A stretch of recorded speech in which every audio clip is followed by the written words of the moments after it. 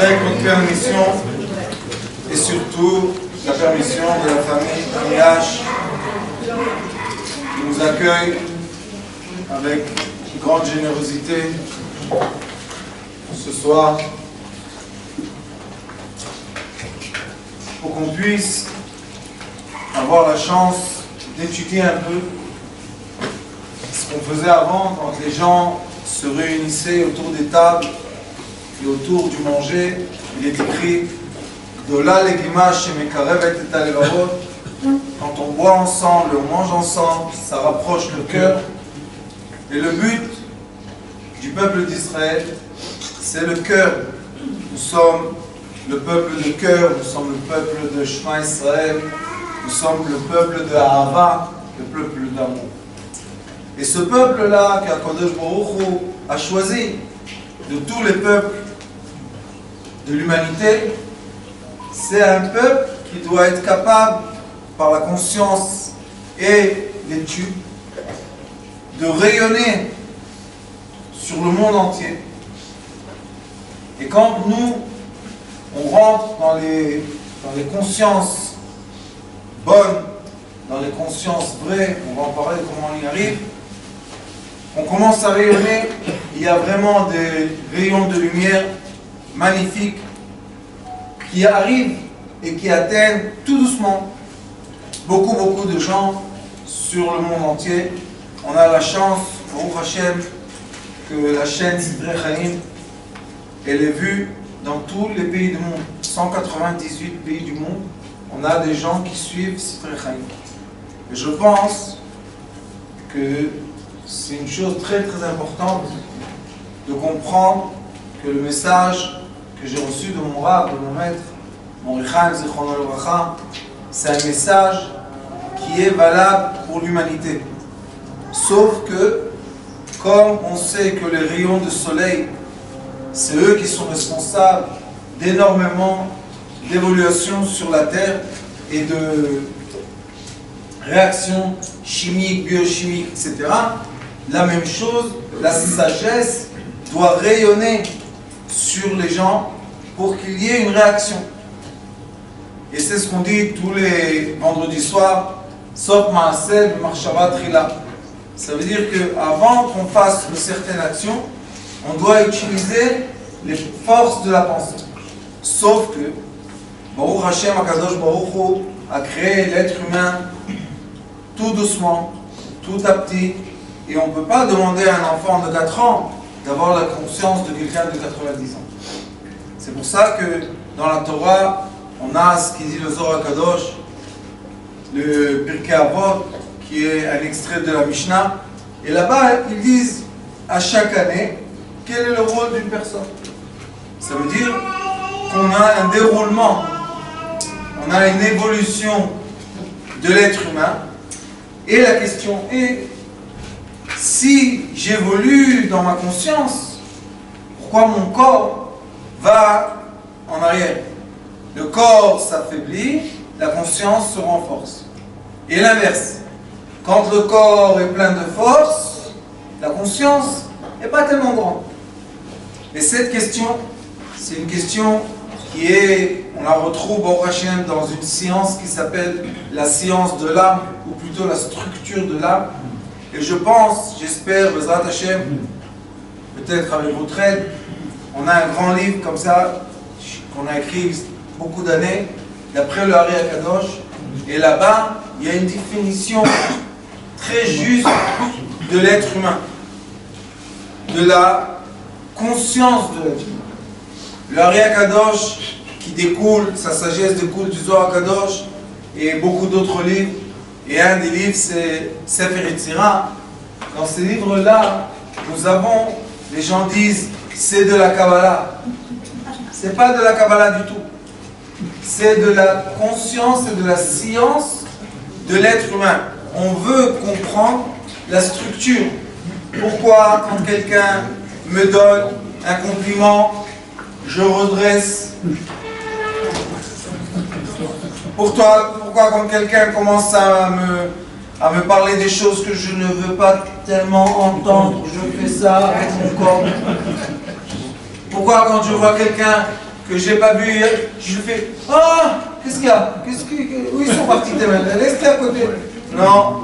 Et pourquoi quand on commence à être pas à l'aise, on commence à pousser l'épaule, vous savez, on s'occupe beaucoup de couples. Et dans les couples, vous voyez, il y a le langage du corps qui est le panneau de l'âme. Et on voit qu'au début, quand ils viennent pas en shalom, ils sont assis, la jambe sur la jambe, et un contre l'autre. On les voit assis comme ça, et de l'autre côté, la même chose. Je leur dis, pourquoi la jambe une contre l'autre? Mettez la jambe comme ça, une avec l'autre. Ils ne peuvent pas. Qu'est-ce qu'il y a? L'âme qui a été soufflée dans notre corps, c'est elle qui donne la signification du corps. Les gens pensent que le corps, c'est lui qui est l'importance de notre existence. Mais non, le corps est seulement un ballon, et ce ballon-là a un souffle intérieur, et ce souffle-là nous donne la structure de notre corps. Et c'est pour ça qu'il est écrit dans le livre de Bereshit, Betzalmenu Kedmutenu, à notre image et à notre structure physique. Chacun de nous, il y a ici des gens, des docteurs qui sont compétents dans la médecine, et on va tous vous dire qu'on est tous créés exactement des mêmes molécules. Il n'y a personne ici qui a une molécule spéciale qui est en train de faire je ne sais pas quoi. On a 22 chromosomes et ils se cachent, mais il y a 22. Il y a 22 lettres de la Torah et c'est tout, il n'y a pas plus. Et il y a encore un chromosome Y qui dit si on est masculin ou féminin. Mais on est tous composés de la même chose. Alors pourquoi on est tellement différents? La Torah nous dit que Shem shepartzufehem shonim marchevotehem shonot. Derotehem shonot. Ça veut dire quoi? Notre pensée est différente. C'est la raison pourquoi notre corps, notre physique est différent. Si on regarde la réalité comme elle est, et on veut vraiment approfondir notre connaissance, parce qu'on enseigne dans l'école de Sikhin Chaim, ce qu'on veut à la fin, c'est être capable de faire du bien à soi-même et de faire du bien à notre proche. Il est écrit dans la Mishnah, Maseret Negaim, que l'être humain, écoutez bien ce qui est écrit, est obligé, c'est pas si tu veux pas, on a l'obligation de savoir comment guérir notre prochain. On a une obligation, c'est chova, c'est mitzvah chova, lama. Pourquoi on a l'obligation? Parce que quand notre prochain se sent mal, son physique a une alerte qui ne va pas, ça veut dire que la partie de l'âme qui est dans ce physique, maintenant, est en déformation. Et qu'est-ce que tu veux chez moi? Elle est en déformation, qu'est-ce que tu veux? Non. Israël, Arevim, Zelazé. On est liés les uns aux autres. On ne peut pas détacher cette âme qui s'appelle le peuple d'Israël. Et c'est pour ça qu'on est obligé de faire attention à quoi? À le bien-être de notre prochain. Si notre prochain n'est pas dans son bien-être, nous-mêmes on n'est pas dans le bien-être. Il y a beaucoup d'années de cela, j'enseignais beaucoup l'économie en Israël. Et à force d'enseigner l'économie, un jour j'ai fait une très grande conférence et je leur ai expliqué. Quand, malheureusement, dans une société, nous avons beaucoup de gens qui sont handicapés et malades, c'est vrai que c'est une solution de donner des cachets qui ferment la bouche des gens. Tiens, antidouleur, antidépresseur, cachet pour dormir, prends tout ça. C'est vrai que la personne se tait, c'est vrai que la personne grossit, c'est vrai que la personne s'endort, c'est vrai. Et on a du silence, ou bien Ritalin pour les enfants, chut, check-it. Mais qu'est-ce qui se passe? À la fin, une société est composée de beaucoup de gens. Ces gens-là qui sont malades pèsent très très lourd. Ça coûte très cher pour une société de s'occuper de quoi? Des gens qui sont malades. Donc, si on prend conscience de ce que je vous dis, ce qu'on est obligé de faire, c'est d'élever la conscience sociale pour que les gens se sentent mieux dans leur existence, dans leur peau, dans leur vécu, dans leur bien-être. Plus les gens sont heureux, plus la société en global est heureuse. Et plus on est heureux, et plus tout le monde est heureux, et mieux on va. Ça veut dire quoi? Aller mieux, être plus capable, avoir plus de force, créer une économie qui est beaucoup plus saine, créer des écoles pour des enfants, au lieu de droguer nos enfants. Et aujourd'hui, dans les classes en Israël, 50% des enfants sont sous drogue. Et vous savez qu'est-ce qui est le pire? C'est que la maîtresse, il y a des lois, que c'est pas l'enfant à la maison que sa maman lui donne la drogue et personne ne sait. Non, il doit venir en classe, il se met comme ça en tour, la maîtresse elle dit, donne-moi le cachet, prends-le, je veux voir que tu l'avales. Pourquoi? Parce qu'elle veut du silence dans sa classe. De l'autre côté, ça c'est les enfants drogués, il n'y a pas de problème. De l'autre côté, en Israël, il y a la loi de cannabis. Ils en ont fait toute une philosophie de je ne sais pas quoi, une économie qui marche à fond. Israël est devenu un des premiers pays qui exporte de la drogue. Et qu'est-ce qu'ils disent? Tu as mal? Tu as mal? Ta drogue. Tu dors pas? Tu quoi? Qu'est-ce que tu veux? Tout ce que tu veux. Tu vas recevoir cette drogue. On dit qu'il y a 30% de la société adulte en Israël qui prend du cannabis. Vous ne comprenez pas les chiffres? 30%. Non, mais maintenant, je vais vous dire qu'est-ce qui se passe. C'est vrai que la personne n'a plus mal. C'est vrai que la personne n'a plus de problème. C'est vrai que la personne, et en Europe, je ne vais pas vous dire les cachets contre la dépression, tout ça, des tonnes de gens le prennent. Et à la fin, qu'est-ce qui se passe? À la fin, en société, comme nous les rabbins, on a la chance de voir énormément de gens, à la fin, une image se crée en face de nous. Que, au lieu que la société s'élève, la conscience s'élève, les gens baissent. Pourquoi? Parce que si j'ai dans la maison un enfant sur Ritalin et un mari ou un adolescent sur le cannabis, cette maison n'est plus une maison. C'est plus une vie. Et malheureusement, normalement les enfants rentrent entre les parents et il y a aussi le divorce. Et ça se déroule, ça se déroule, ça se déroule. La question est, qu'est-ce qu'on nous on peut faire? Quelle est dans notre responsabilité de faire pour avoir un certain impact sur cette boule de neige qui n'arrête pas de grandir, grandir, grandir, grandir, et ça prend des dimensions qui sont un peu effrayantes. Alors on retourne à la Mishnah. Et la Mishnah dit, tu sais qu'est-ce que ça veut dire que tu dois guérir ton prochain? C'est quoi? Vous savez qu'est-ce qui est écrit? On doit lui rendre la partie spirituelle qui est partie. Ça veut dire quoi? Ça veut dire que si tu veux vraiment guérir quelqu'un, la guérison n'est pas les cachets que tu vas lui donner. Ça bloque quelque chose. On ne permet pas à une réaction biochimique dans le corps se passer. Mais est-ce que ça a guéri le problème? Non. Non.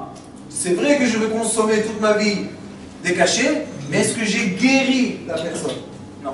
Si c'est des produits, excusez-moi, si c'est des produits naturels, grave. si on compare, parce qu'on est en train de comparer le cannabis avec des cachets qui sont faits à base de produits chimiques. Parce que moi, je prends, dans notre cas, nous, on a un médecin qui nous a conseillé pour notre enfant, elle prend un traitement pour des convulsions, donc elle convulse, c'est la pircousine, אז אמרו לנו אולי תיתן לה, תשאל את הרופא, טיפות קנאביס. בגלל זה אני חושב גם כי הוא אומר לי, טיפות קנאביס, זה בגלל שזה, איך קוראים לזה? Je vais expliquer. Le cannabis a des éléments, deux éléments, qu'aujourd'hui ils ont développé à 150 éléments. Aujourd'hui, quand on va chercher du cannabis, il y a des rayons entiers qu'on me dit ça, ça fait ça, et ça, et ça, et ça, et ça. Quel est le problème? Le problème est que maintenant mon corps est soumis à un produit. Vous savez que beaucoup de médicaments sont à base de produits naturels. Pas tout est chimique. Hein. Maintenant, qu'est-ce qui se passe? Au lieu d'avoir un enfant qui arrive à vivre dans une société, nous avons un enfant qui est jeté comme quoi? Il est handicapé et on n'arrête pas l'handicap. Je veux dire que c'est quelque chose. Moi, quand j'étais petit, j'étais pas hyperactif, j'étais l'hyperactif des hyperactifs. Et je sautais de 2 étages en bas. Ah bon? Oui. Alors bon, quand je m'énervais, je cassais tous les meubles. Et les gens, quand ils me regardent, ils disent c'est extrêmement calme, ce rat. Il s'énerve jamais? Non, je ne m'énerve plus jamais. Est-ce que j'ai pris de la Ritaline? Non. Non. Qu'est-ce que j'ai pris? J'ai pris de la conscience. Vous savez que j'ai eu la chance aujourd'hui de revoir un enfant que j'ai vu la dernière fois que j'étais là. Et on m'a dit que cet enfant, il va me frapper quand il va rentrer parce qu'il ne peut pas s'asseoir, tout ce que vous voulez. Moi j'aime les drames comme ça, on me fait le truc. Et je leur ai dit, emmène-le. Mais il va te frapper. J'ai dit, c'est bien, bien. Il est venu tout de suite dans mes bras. Ah, tout de suite. Elle est où, Nora? Voilà. J'ai témoin. Il est venu tout de suite dans mes bras. Sa mère, elle m'a dit, qu'est-ce que c'est? J'ai dit, chut. Faut pas se mêler maintenant. Il est rentré dans mes bras, il s'est calmé. On a fait un processus parce qu'il avait des ondes électromagnétiques qui l'embêtaient. On a calmé le processus des ondes électromagnétiques. Maintenant, il étudie avec le fils de Rav Jérémy. Et aujourd'hui, il est venu me voir. Et sa maman, elle m'a dit, j'y croirais jamais que mon fils peut vivre, peut faire du sport, peut étudier. Et à la fin, qu'est-ce qu'ils ont dit? Que c'est un génie. Dans l'autre école, ils ont dit qu'il faut le jeter de l'école parce que c'est un voyou. Dans cette école-là, c'est devenu le plus fort de la classe. Alors je pose une question. Quelle est la différence? Qu'est-ce que j'ai fait? J'ai donné à manger quelque chose?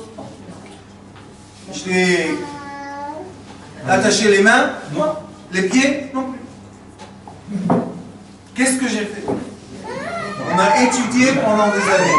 On étudie, on va continuer à étudier pendant des années. La chose qui est la plus importante de l'être humain, la pensée, la structure de l'être humain. Pourquoi je mange de la façon que je mange? Pourquoi je me comporte comme je me comporte? Pourquoi j'ai des réactions comme j'ai des réactions? Pourquoi il y en a des personnages qui sont très très calmes et il y en a d'autres qui sont très agités? Est-ce que les calmes ont raison et les agités ont tort? Ou bien les agités ont raison et les calmes ont tort? Non, on ne peut pas penser comme ça. On doit comprendre, on doit regarder la réalité en face et se dire, est-ce que c'est possible que dans les classes, aujourd'hui en Israël, c'est 50% de la classe, monsieur. 50%. Vous savez ce que ça veut dire? Ça veut dire que la moitié des classes sont hyperactives. Donc, c'est pas une catastrophe du tout. Ça veut dire qu'il faut adapter l'enseignement à des enfants qui sont d'une autre qualité d'âme. Et le Hari Akadosh, Baruch Hashem, nous éclaire dans un livre qui s'appelle Sharm Rashbi. Il explique là-bas des extraits du Zohar Kadosh.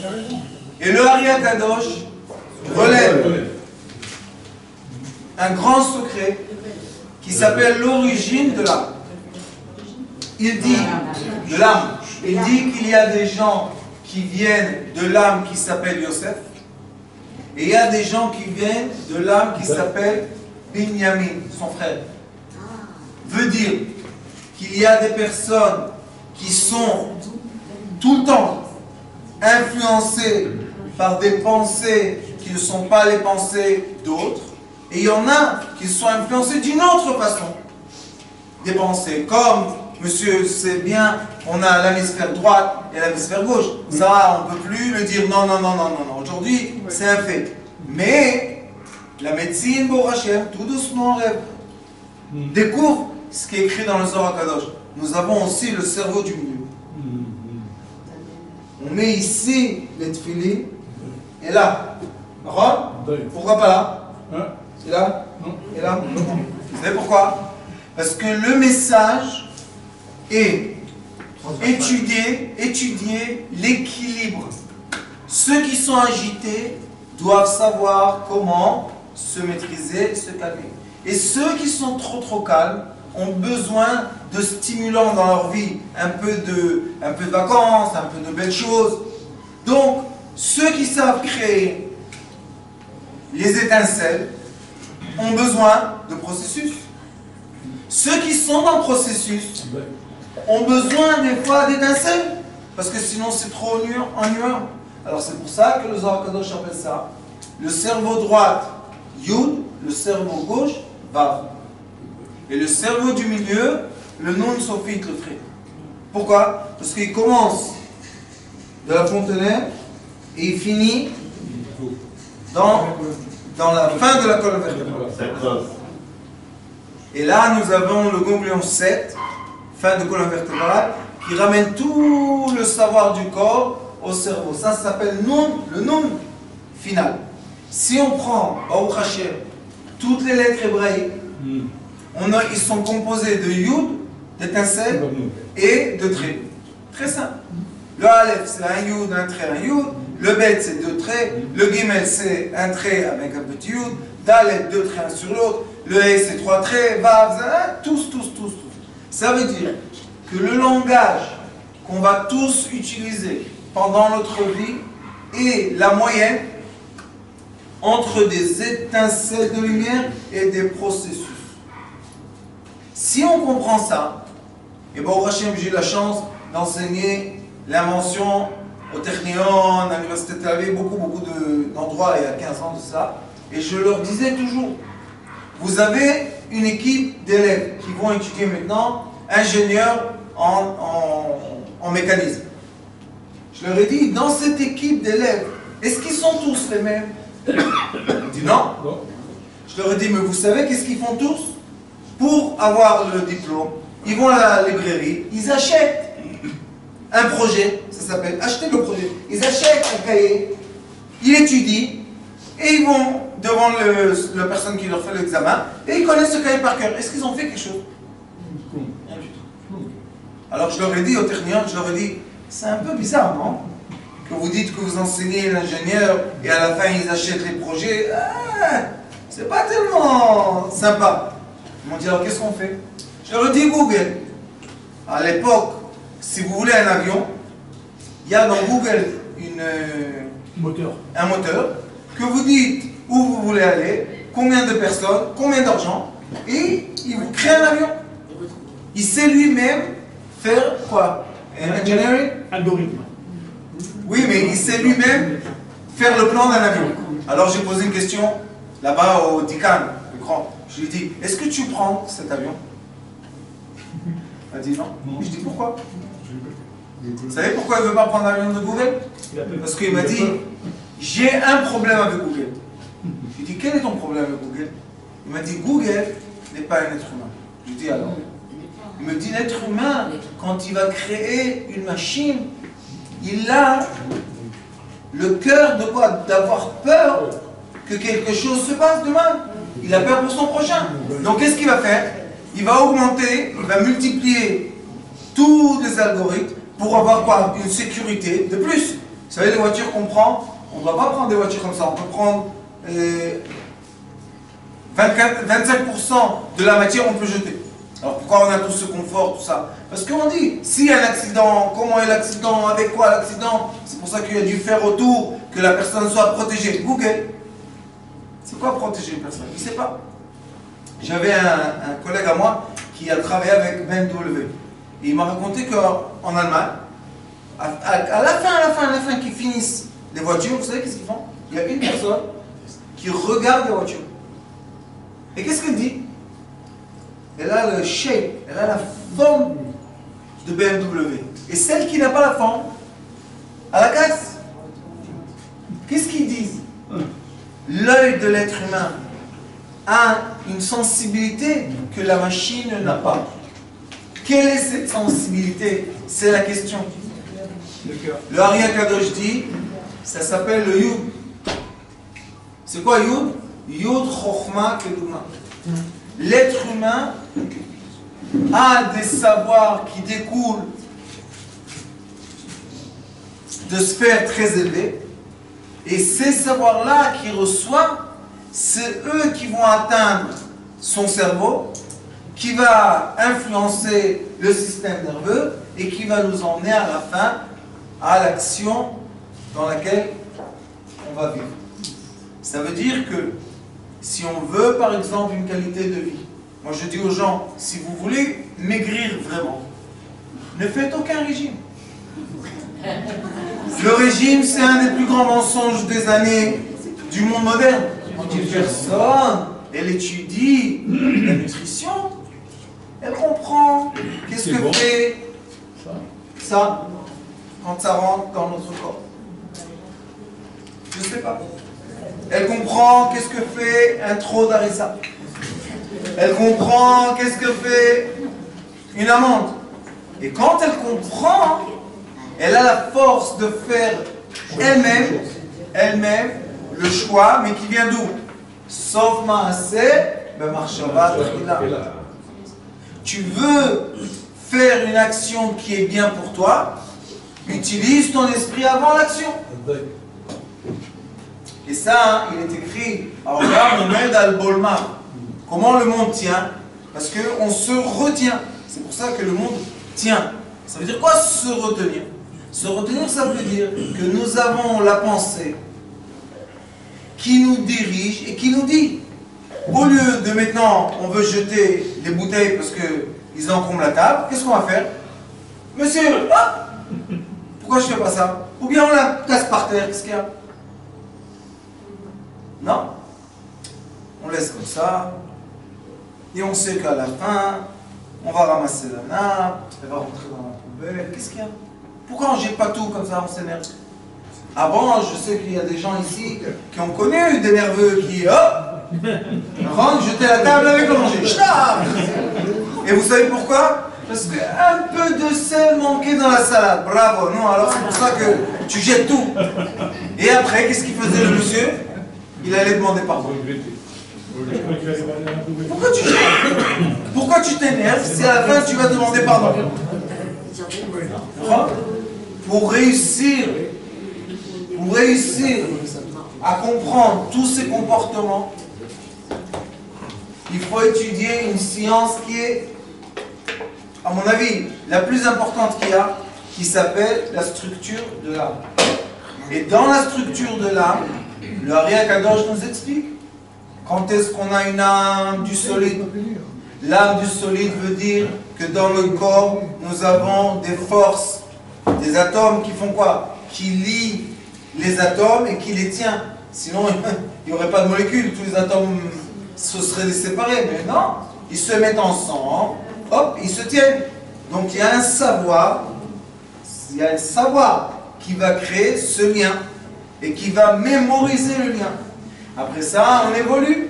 Nous avons une structure d'âme dans notre corps qui sait quoi? Qui sait manger et séparer ce qu'on a besoin des déchets et pousser les déchets à l'extérieur. Est-ce que quelqu'un pense à ça? On mange. Qu'est-ce qui se passe là-dedans? Personne n'y pense. Quand on commence à penser, on commence à changer la façon dans laquelle on mange. On continue à manger, mais on change la façon dans laquelle on mange.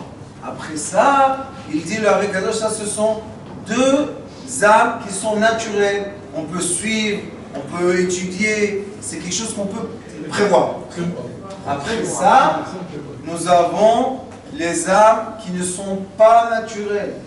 La première s'appelle l'âme bestiale.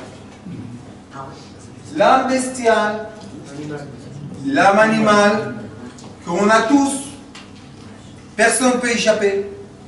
C'est une structure d'âme qui a un but. Qu'est-ce que je veux? Ratzon. Mes volontés. Et quand je veux quelque chose, je m'en fous. Qu'est-ce qu'il y a? Tu vas recevoir. Attends un jour. Non, je ne peux pas attendre.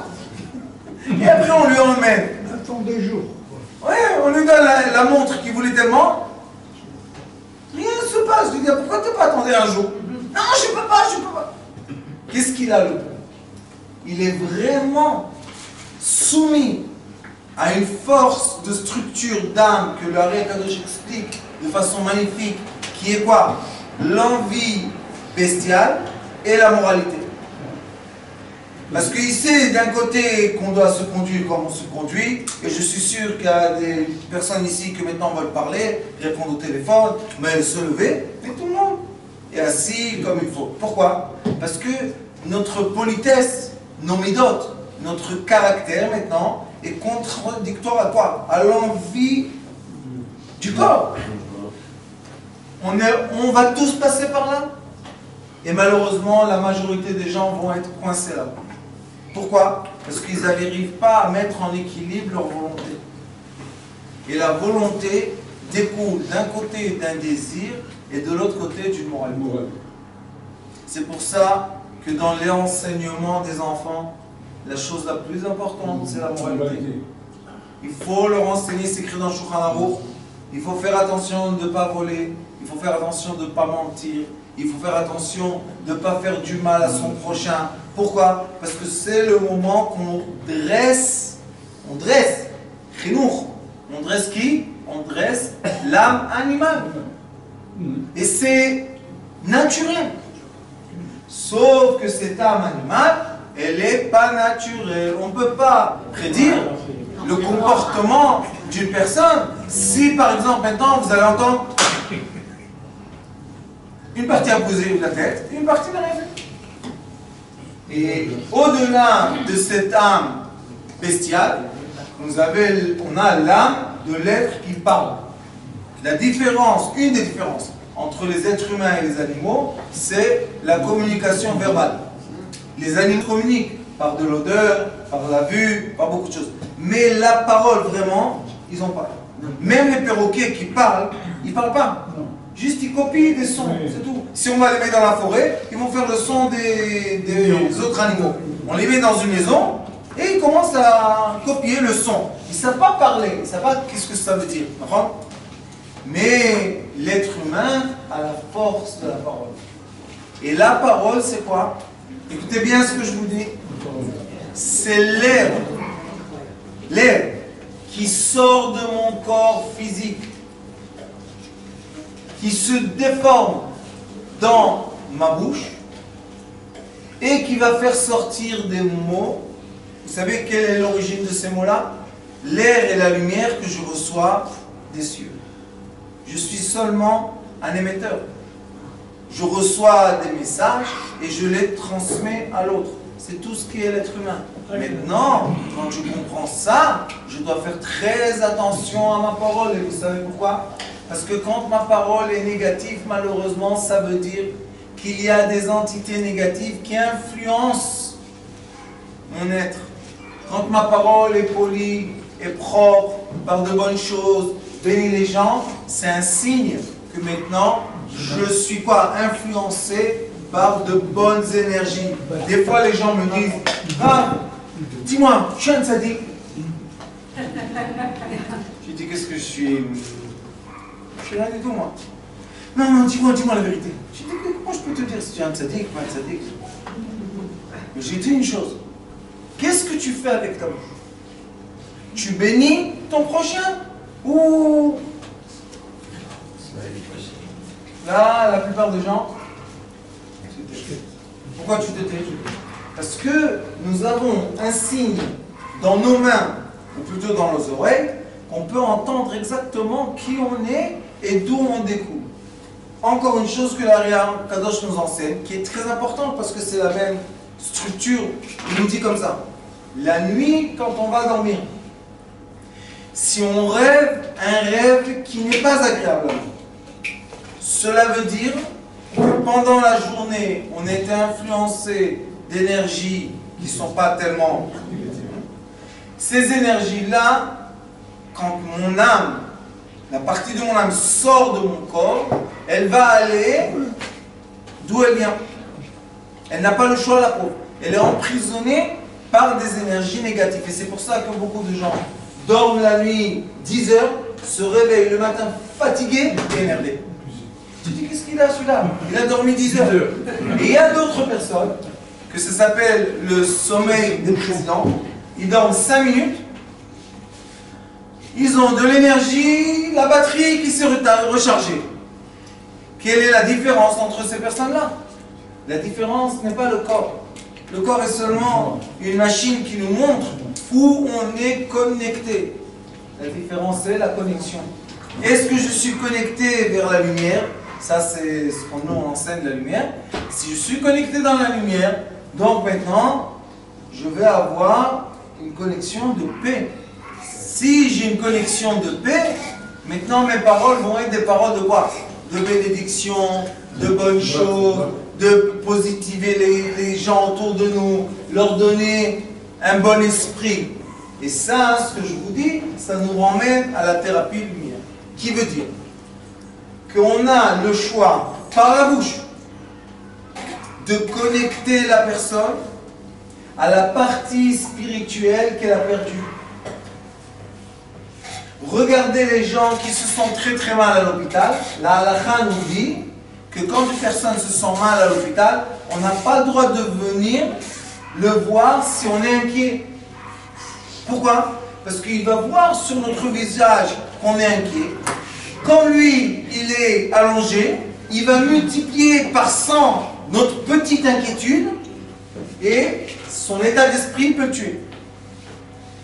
Et c'est pour ça qu'ils nous disent les sages. Quand tu vas voir quelqu'un qui est malade, toujours souris, toujours montre-lui les bonnes pensées, sois toujours positif. Et beaucoup de fois, on peut tourner la polarité et faire sortir des gens de l'hôpital. Écoutez, j'étais lundi chez mon Rav Klein, c'est un des décisionnaires de cette génération, qui était l'élève du Rav Wosner.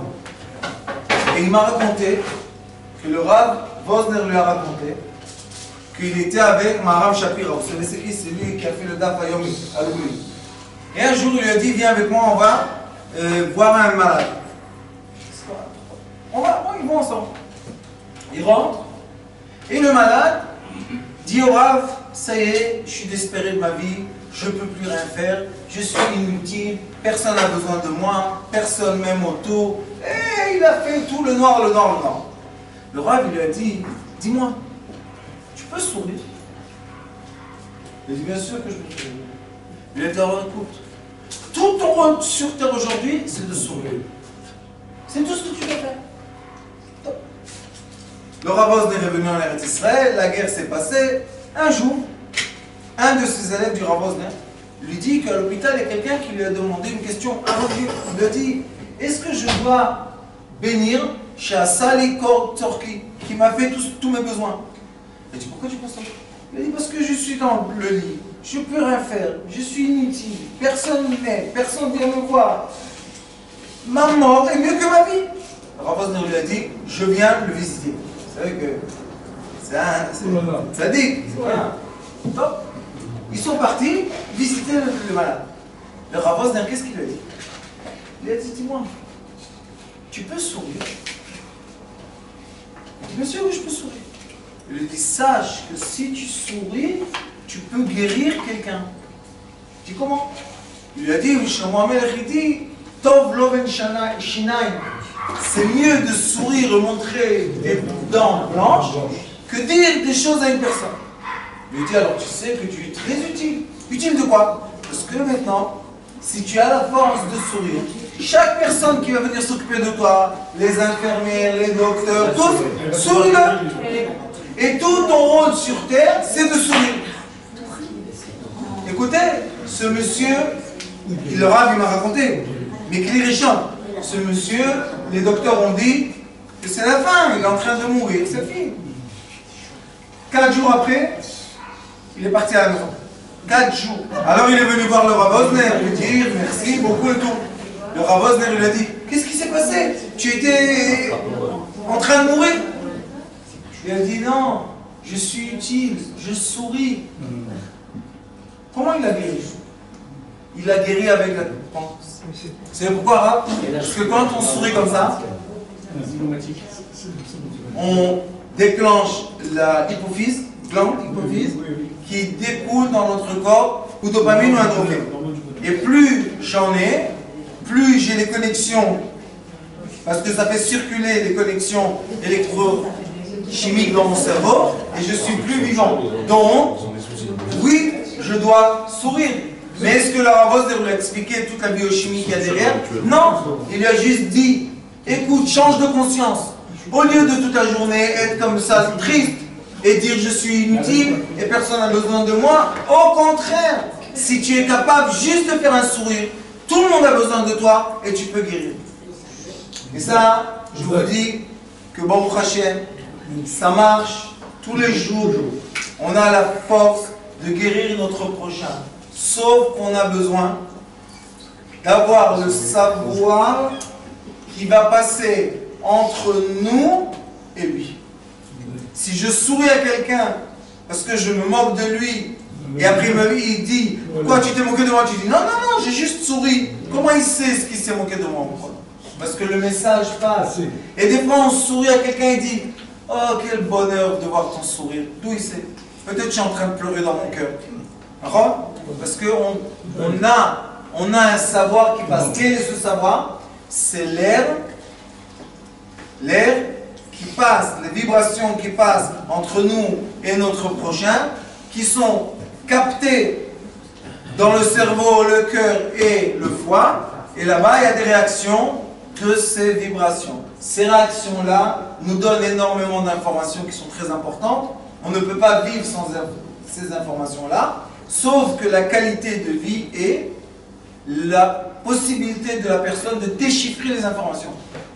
Plus on est précis et plus on a une qualité de vie.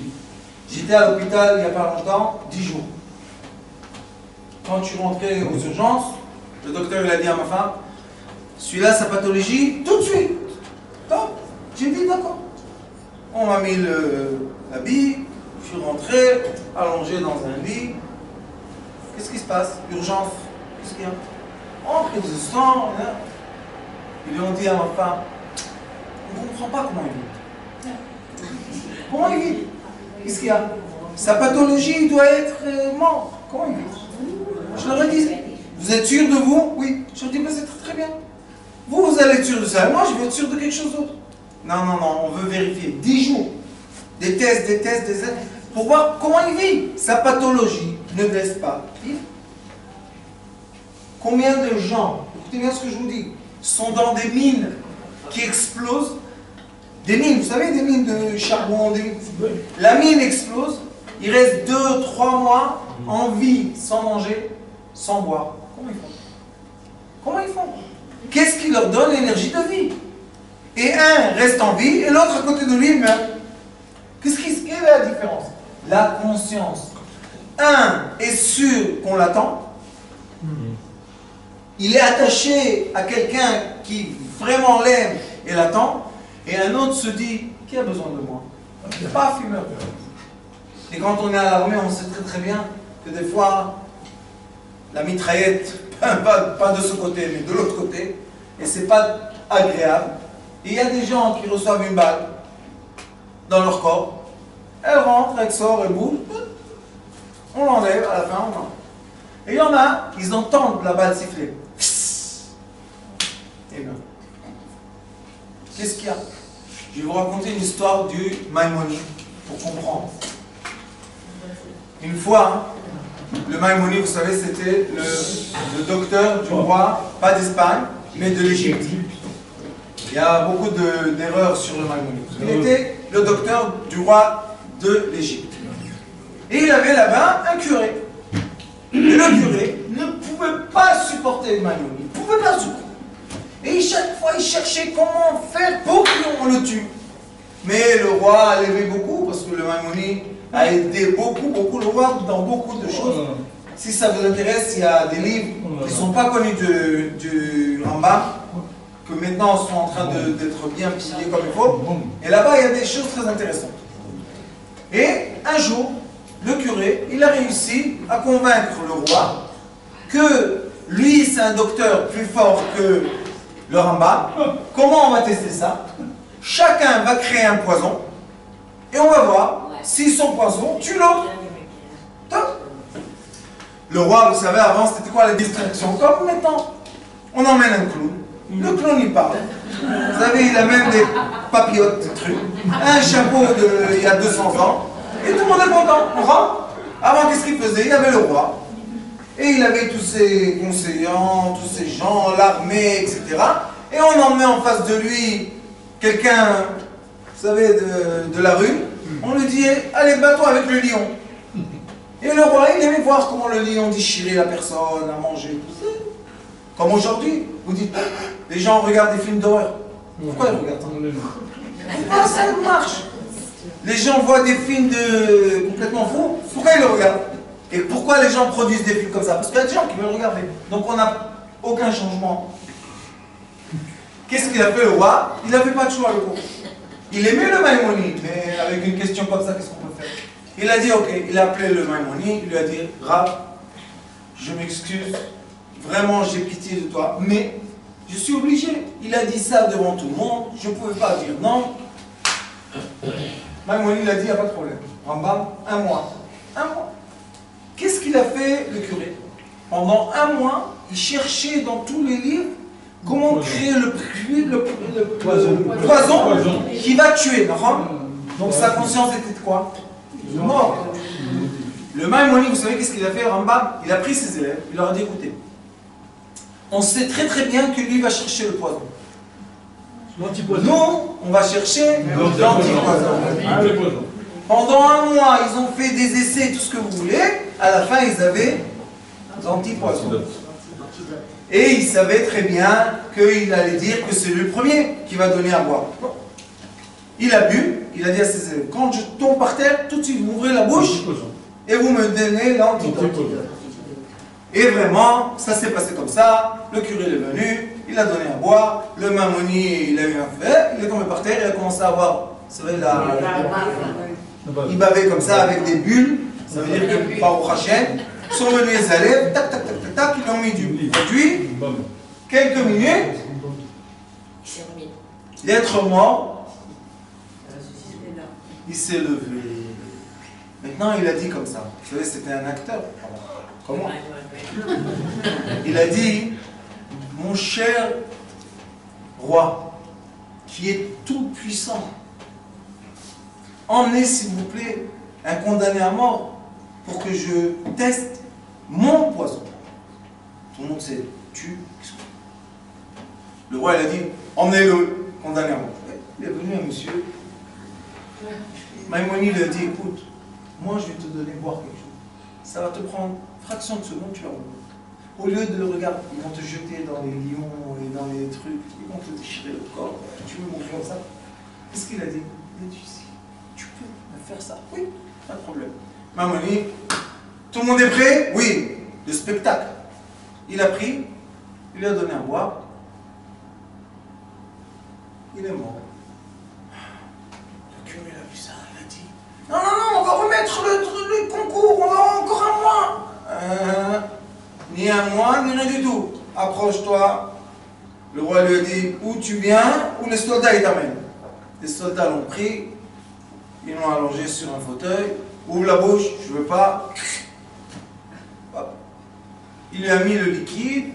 1, 2, 3. Il est mort. Quand tout le monde dit, waouh, vous savez. Mais qu'est-ce qu'il a fait, le Maïmonide, vous savez? Il a dit au roi, c'est ton tour de boire. qu'est-ce que c'est ça? Tu veux tuer le roi? Et il lui a fait un clin d'œil.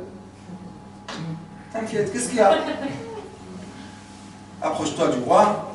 Il lui a soufflé dans l'oreille, il lui a dit, tu sais, comme tu es le roi, tout le monde doit voir que tu es plus fort que ça. Il dit oui. C'est de l'eau. C'est de l'eau. Bois de l'eau. Il a dit, bois en face de tout le monde. Et tout le monde va voir que tu es tout puissant. Tu es pas mort. Ou deux sont morts, toi tu n'es pas mort. Alors il a fait quoi? Il a fait une manipulation du cerveau de tout le monde. Il est venu, tout le monde était en silence. Oh, le roi va mourir. Vous savez, il y avait comment dire, des conseillers qui étaient très contents, ils attendaient. Il va mourir, on va prendre l'argent. Il a donné à boire. Et il boit. Et il boit. Tout le monde, vive le roi! Vive le roi! Applaudit tout le monde. Le Mamoni, il a gagné. Pourquoi? Parce que lui, sa conscience était de quoi? De vie. L'autre qui était contre lui, sa conscience était de mort. Ça veut dire que pendant un mois, il n'arrêtait pas de penser comment mourir, comment mourir, comment mourir. Il est mort. Celui qui pense de vie, il va vivre. Et il y a des histoires comme ça, sans fin, dans toutes les religions, dans toutes les disciplines que vous voulez. Ça veut dire qu'on est obligé, chacun de nous, rentrer dans cet enseignement qui est la structure de l'âme. Pour faire quoi? Pour améliorer notre qualité de vie. Et quand notre qualité de vie est améliorée, les ondes qui sortent de notre être améliorent la qualité de vie de notre prochain. Vous savez combien de maladies on a guéri? Blia et Nara. Et les gens disent, moi aussi je veux guérir. Oui, tu vas guérir. Comment je vais guérir? Tu vas étudier. Et quand tu vas étudier, tu vas savoir. Et quand tu vas savoir, tu vas être capable. Donc, ma capacité, ma force d'être dépend de quoi? De mon savoir. Et c'est pour ça que bientôt, il est Pessah. Et à Pessah, vous savez qu'est-ce que c'est la mitzvah? Vegata lebencha. Tu dois enseigner tes enfants. Et dans la Torah, de l'âge de 3 ans, on a une obligation d'enseignement. Pourquoi? Parce qu'on sait très bien que plus la personne va étudier, plus elle sera instruite, plus elle sera capable, et plus elle va faire du bien ou, malheureusement, avec la permission du maître de maison. Comme vous savez très bien, nous avons malheureusement, c'est incroyable de le dire, mais c'est vrai, nous avons des enfants dans la rue, surtout des filles, on s'occupe beaucoup de filles, qui ont une conscience tellement basse de l'être humain qu'elles vendent leur corps pour une bouteille d'eau. On ne rigole pas du tout. On a eu une histoire, la rabbinite Efrat, elle nous a aidé à Eilat, qu'une fille comme ça est venue à Eilat. Je ne veux pas vous dire qu'est-ce qu'elles font à Eilat parce que vous allez tous pleurer. Mais à la fin, le comportement qui a été fait vis-à-vis de cette fille l'a emmenée à l'hôpital en urgence et faire une opération. Vous comprenez tous de quoi je parle. Cette fille, malheureusement, est retournée dans le même environnement.